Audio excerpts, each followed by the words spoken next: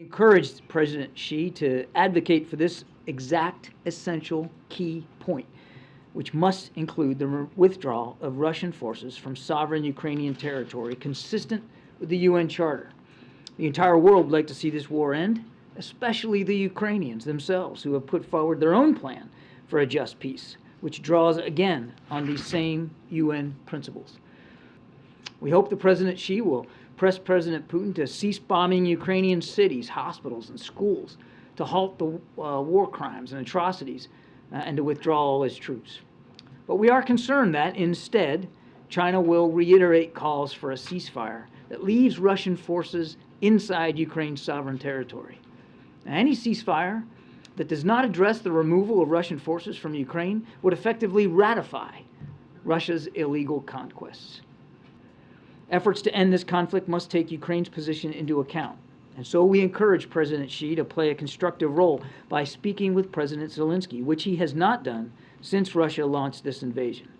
Because China, quite frankly, we believe, should hear directly from the Ukrainians and not just from the Russians. And we encourage President Xi to press President Putin directly on the need to respect Ukraine's sovereignty and territorial integrity. The world and China's neighbors will certainly be watching closely. You've heard the president say this himself. He wants to have another conversation with President Xi, and he'll do that. And we'll do that at the most appropriate time. I don't have a call on the schedule to speak to, but it's important that we keep those lines of communication open, particularly now when tensions are so high. That's why we still want to get Secretary Blinken back to Beijing. That visit was postponed. It wasn't canceled.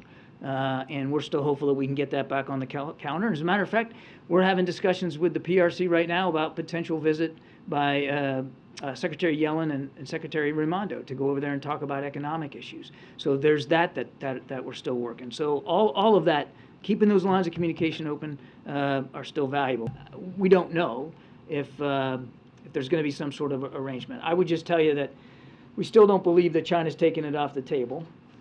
We still don't believe and haven't seen any indication that they're moving in that direction, or they've made a decision to provide, or that they're actually going to do that.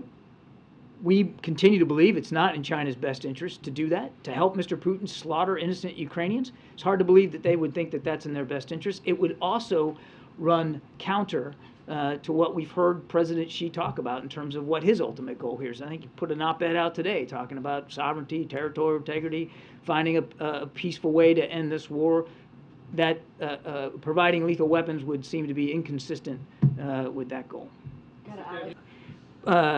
So I hope he got to see what his troops, his military, and his war did to that city. But we'll let him speak to what he came away from. I would also tell you that it's clear that he knows, he has to know, how badly he's doing inside Ukraine. I mean, more than 50% of the territory they took from Ukraine in the first weeks and months of the war, the Ukrainians have already taken back.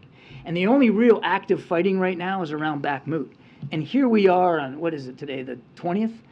And Bakhmut is still not in Russian hands. Now, they're fighting over it, but the Ukrainians aren't giving up on it.